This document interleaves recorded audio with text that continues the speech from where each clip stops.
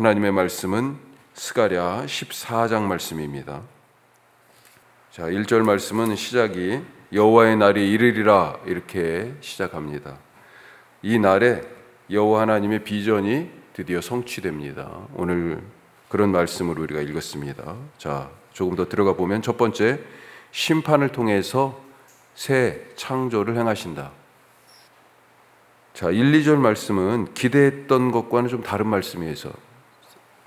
그렇죠? 기대했던 것과 달라요. 그래서 좀 당혹스럽습니다. 무슨 말이냐? 이스라엘 백성들이, 여호와의 백성들이 기다리던 여호와의 날은 뭐예요? 자기들의 구원, 회복, 치유, 하나님이 주시는 은총과 복, 그런 거잖아요. 그런 구원의 소망이 지금 간절히 담긴 날이 여호와의 날이에요. 그런데 그날, 그 기다리던 여호와의 날이 어떤 일이 일어납니까? 자기들이 심판을 받아요.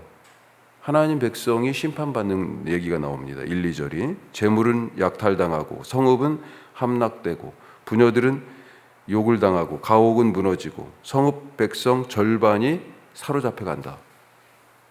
자, 이런 상황이 어찌 보면 자기 백성 하나 지키지 못한 하나님의 실패, 그렇게 보여요.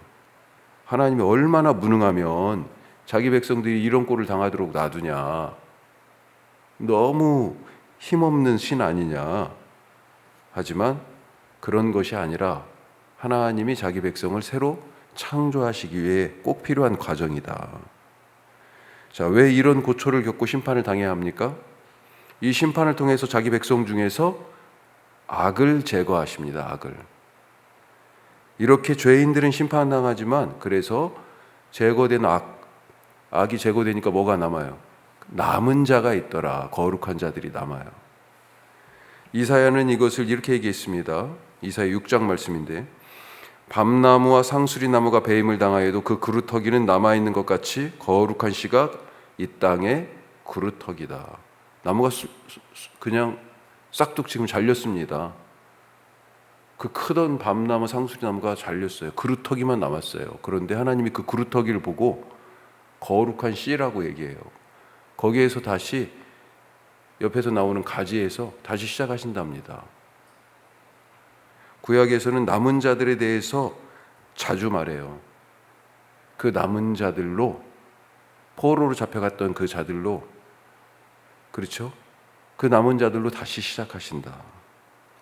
심판은 하나님의 실패가 아니고요, 하나님이 새 일을 행하시는 과정이다.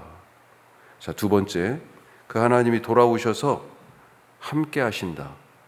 하나님이 돌아오신다는 얘기는 뭐예요? 나가셨다는 얘기죠. 떠나셨었다.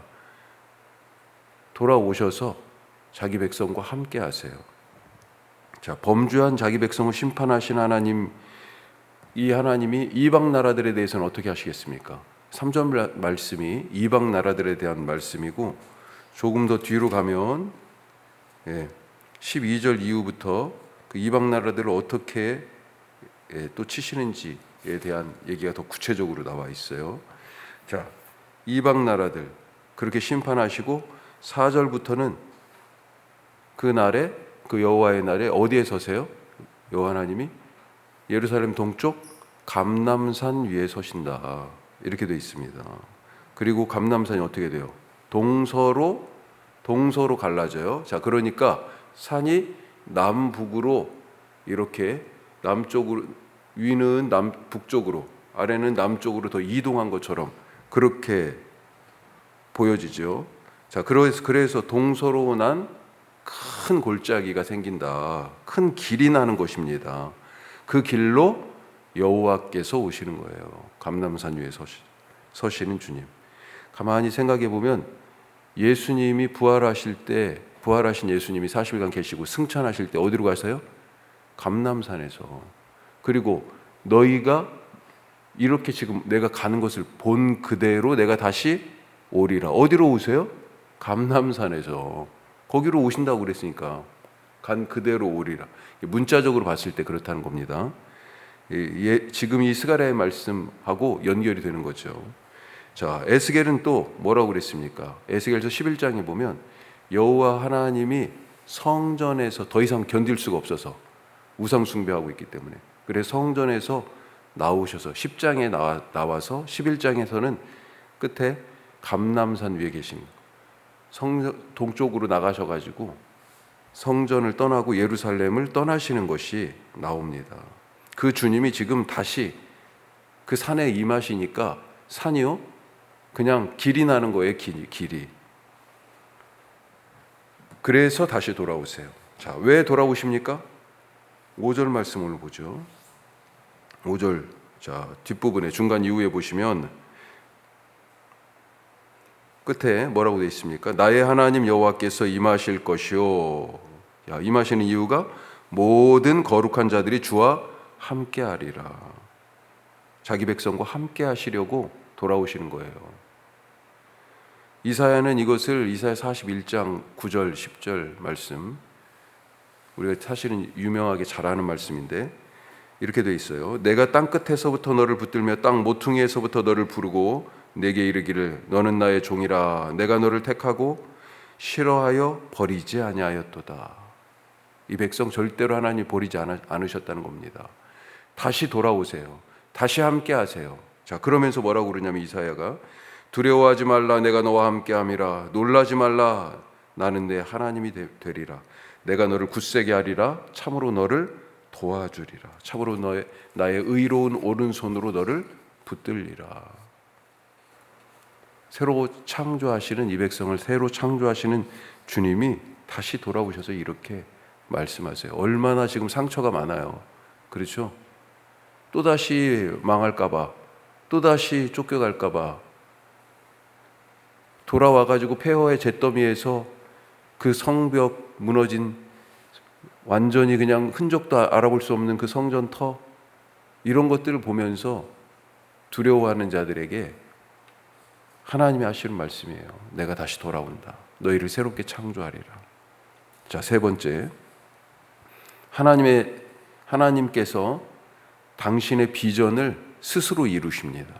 스스로. 자, 하나님의 비전이 뭘까요? 그러면 하나님이 이루시는 당신의 비전이 뭐예요? 어떤 꿈을 갖고 계세요? 자기 백성이 구원이죠. 이를 다른 말로 얘기하면 하나님이 자기 백성과 함께하는 것. 예.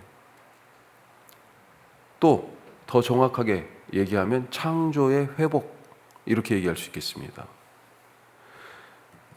우리가 알다시피 성경은 창조 이야기에서 시작합니다. 그 에덴 동산이 이상향이잖아요.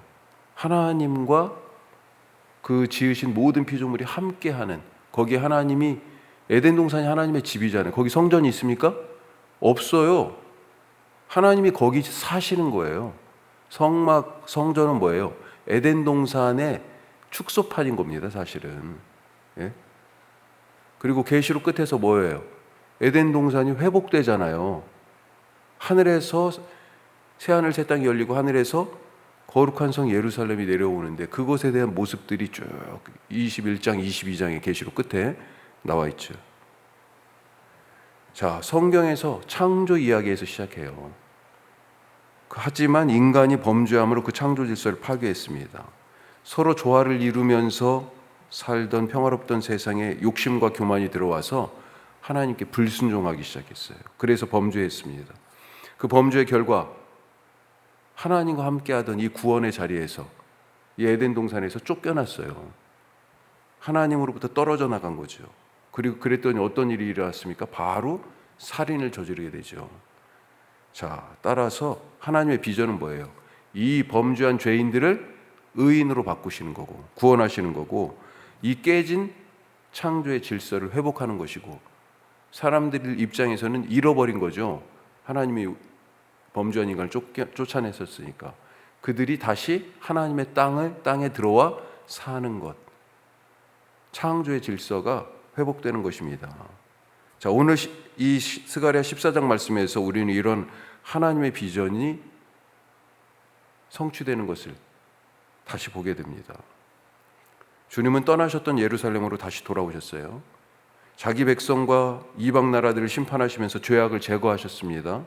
그리고 남은 자들을 통해서 마치 진흙으로 사람을 만드신 것처럼 이 남은 자들을 가지고 새로운 창조를 하고 계세요. 그 모습이 어때요? 자, 6절에서 8절 말씀 보면 그날에는 빛이 없어, 빛이. 그리고요, 7절에 보면 어떻게 돼 있습니까? 7절에 보면 낮도 밤도 없어요. 그러면서 7절 끝에 어두워갈 때 빛이 있으리라. 또 이렇게 표현되어 있죠. 자, 이게 창세기 얘기하고 연결될 수 있습니다. 계시록하고도. 자, 계시록 21장에 거룩한 성 예루살렘, 하늘에서 내려온 이 예루살렘의 어떤 모습이냐? 그 성은 해나 달의 비침이 쓸데없으니, 해와 달이 없어요. 하나님의 영광이 비치고 어린 양이 그 등불이 되심이라. 지금 빛이 없고 낮도 밤도 아닌 이런 지금 말씀이 이 계시록의 말씀과 연결되는 거죠. 그리고 7절 끝에 어두워갈 때 빛이 있으리로다. 이게 무슨 얘기예요? 저녁이 되면 아침이 되니 이는 첫째 날이다. 이 창조의 이야기를 생각나게 하는 그런 구절입니다. 또 8절에 보면 생수가 예루살렘에서 솟아나죠. 자, 에덴 동산에서도 내 강이 흐르죠. 에스겔이 나중에 회복된 성전 환상을 볼 때 에스겔 맨 마지막에 성전 문지방에서 물이 차와 흘러요. 그래가지고 발목, 무릎, 허리. 계시록에서는요 더 정확하게 여호와의 보좌와 어린 양의 보좌로부터 생명수 강이 흐르죠. 그리고 그 강가에는 생명나무와 나무가 자라면서 생명 열매를 맺고요. 자, 그런 이미지들이 지금 쭉 계속해서 나오는 것입니다.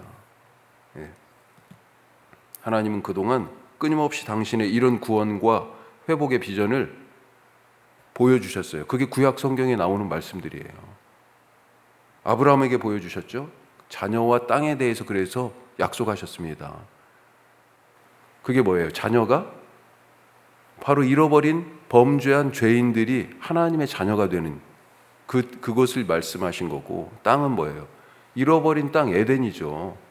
가나안 땅이라고 하는 물리적 공간이 아니고, 이후에도 여러 선지자들 모세부터 비롯해 가지고 다, 그리고 우리가 잘 아는 에스겔이나 스가랴나 지금 읽은 또 이사야, 예레미야 이런 선지자들을 통해서 하나님이 당신의 비전을 계속 보여주셨습니다. 그리고 오늘 보니까 어때요? 당신 스스로 그 비전을 이루십니다. 그러니 우리의 삶이 얼마나 위대합니까? 죄인인 우리의 삶에서 하나님이 꿈을 꾸셨고 하나님이 이루어 가세요. 우리는 가능성 없다고 하던 데서 하나님이 꿈을 가지시고 그것을 성취해 가십니다.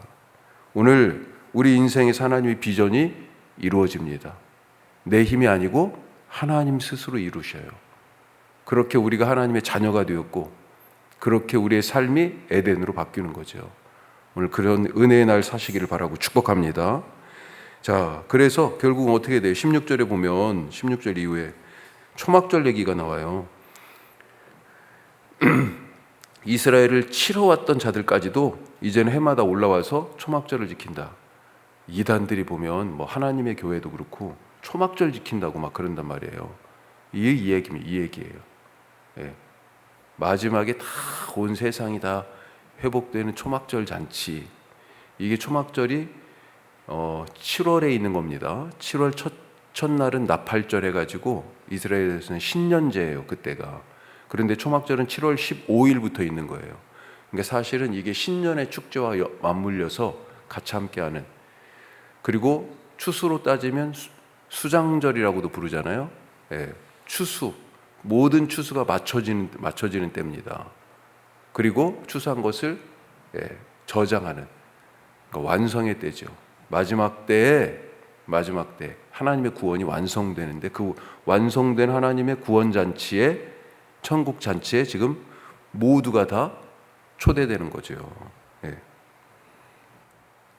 그러면서 마지막 20절에 자, 말방울에까지 그 성이 이제 뭐라고 써 있어요? 말방울에까지 여호와께 성결이라고 써 있다.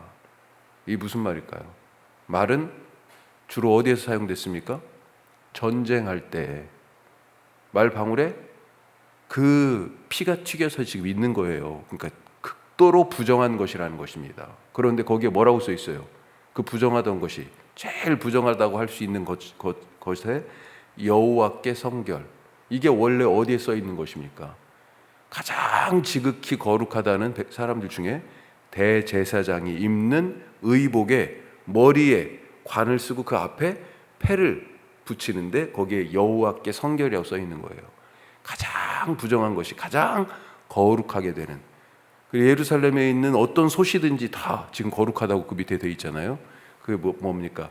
이 도성 자체가 이제 하나님의 성전, 이 백성 자체가 초막절을 지키러 온 이 사람들까지 다 구원한 사람들이잖아요.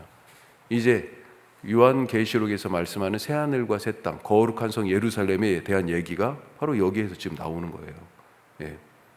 그렇게 하나님이 자기 구원을 이루신다. 창세기의 비전이 그 하나님의 꿈이 이루어지는 거예요. 오늘 내 삶이 바로 그런 자리가 되는 것을 믿고 또 우리 가정이, 우리 교회가 하나님이 임하시는 하나님의 집이다라고 하는 것을 오늘도 경험하면서 살아가는 은혜의 날 되시기를 바랍니다. 기도하겠습니다. 오늘 세 가지 말씀 나눴습니다. 심판. 하나님의 백성이 심판을 받아요. 그래서 하나님을 믿는데도 저러는구나. 그 신 믿어봤자 별로 소용없어. 하나님이 무능하고 실패한 신처럼 보여서 그렇게 평가하고 판단하는 사람들이 있는데 잘못하는 거죠. 모르는 것입니다. 하나님은요 그런 방법을 통해서 악을 제거하시고 새롭게 창조해 가십니다. 오늘 우리가 그 하나님의 섭리 잘 알아보게 하여 주옵소서. 하나님이 돌아오세요. 함께 하시기 위하여서 또 하나님께서 죄인의 삶에서 꿈을 꾸시고 그 죄인을 의인으로 바꾸어 가시는 그런 놀라운 구원을 행하십니다. 오늘 그 구원이 우리 공동체, 우리 집에 나의 삶에 임한 것을 믿습니다.